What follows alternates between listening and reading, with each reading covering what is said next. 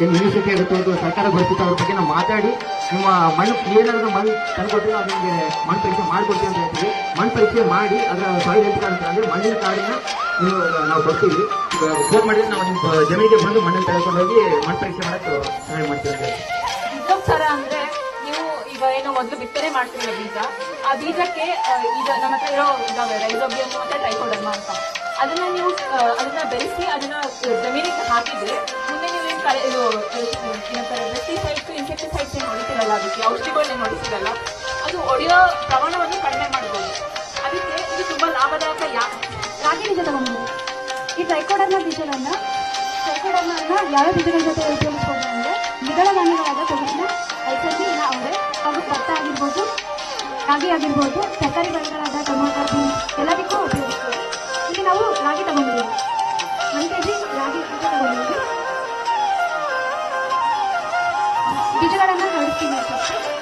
ಇದಕ್ಕೆ ಇವಾಗ 10 ml ನೀರನ್ನು ತುಂಬಿಸ್ತಾರೆ. ಚೀನಿಗಳು 10 ml ನೀರು, 5 ಗ್ರಾಂ ಟ್ರೈಕೋಡರ್ಮ. ಬೀಜೋಪಚಾರ ಮಾಡೋಕ್ಕೆ ಮುಂಚೆ ಗ್ಲೌಸಸ್ ಹಾಕೋಬೇಕು ಹಾಗೂ ನೀವು ಬೀಜೋಪಚಾರ ಮಾಡುವ ಜಾಗವನ್ನು ಸ್ವಚ್ಛವಾಗಿ ಇಟ್ಕೋಬೇಕು. ಸಂಪೂರ್ಣವಾಗಿ ಬೆಳೆಸಿದ ನಂತರ 30 ನಿಮಿಷಗಳ ಕಾಲ ನೆರಳಿನಲ್ಲಿ ಇಡಬೇಕು. ಇದಾದ್ಮೇಲೆ 24 ಗಂಟೆ ಒಳಗೆ ಬಿತ್ತನೆ ಮಾಡಬೇಕು.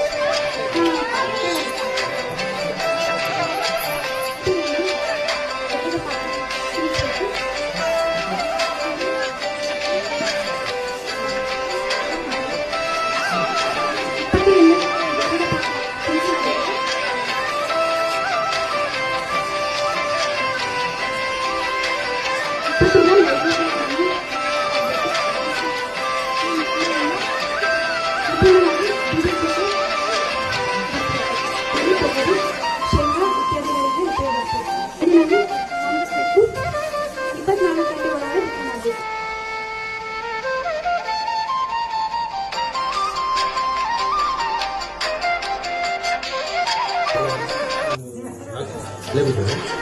ಥರನೇ ಬಂದು ಎಲ್ಲ ಚೆನ್ನಾಗಿ